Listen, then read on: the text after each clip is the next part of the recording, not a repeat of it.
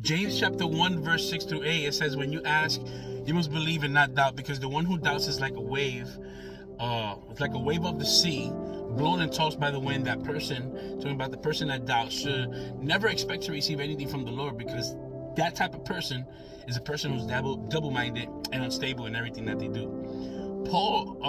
James writes this, and it's very deep, but in order to understand it, we have to go back to the Bible at some of the things that Paul writes and teaches.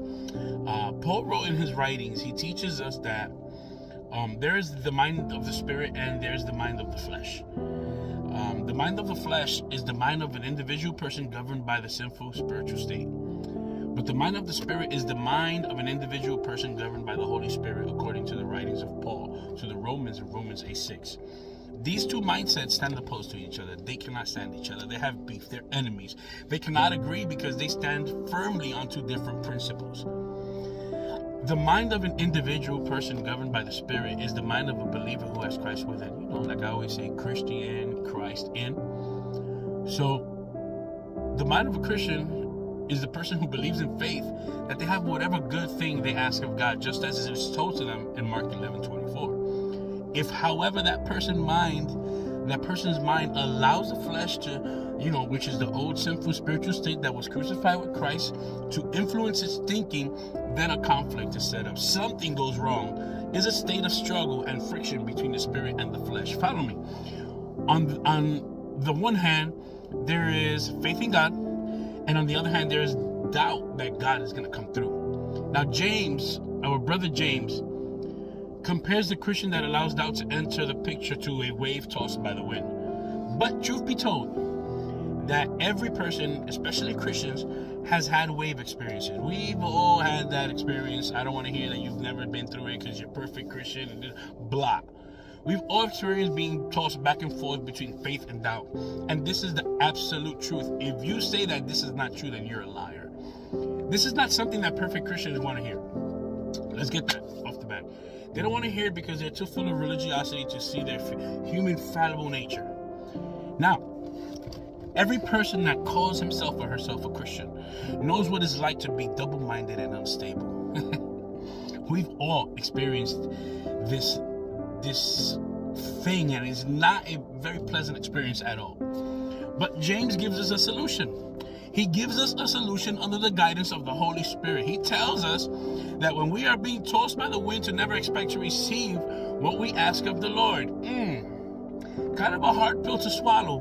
Why is this, Johnny? Why is James writing this? It makes no sense. Isn't expectation good? I mean, if God is a sovereign God, isn't he? He's the owner of all. So what is the deal? What is the status with this craziness that James is writing and that you're talking, Johnny?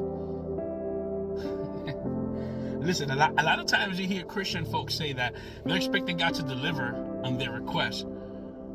But I hate to be the bearer of bad news. I hate to be the bearer of bad news to all those that do that. James is absolutely right. Explain, Johnny. This sounds crazy. I'm going to explain. I got you. Your expectation should never be on God to deliver, because God is God all by himself. Meaning that we can't tell God when and how to manifest. Your expectation should be on the fact that he's able to deliver always, under the stipulative understanding that he knows what's best for us. And that if he doesn't deliver, there's a very good reason for it.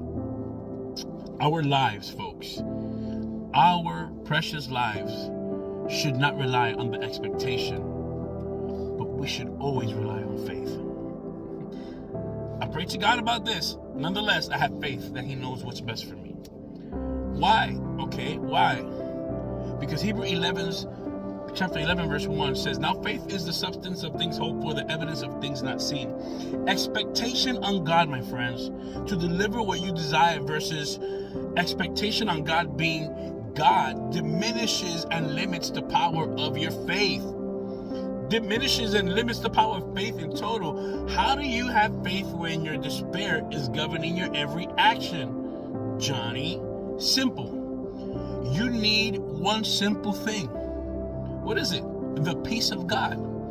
This is why it's very important then that we stop allowing ourselves to be tossed about like waves, like James is writing. It's very important that we stand fast in the peace of God that transcends and surpasses all understanding, that comes to us when we present our request to God, like Paul tells us in Philippians chapter 4, verse 7. So what do we do, Johnny, today?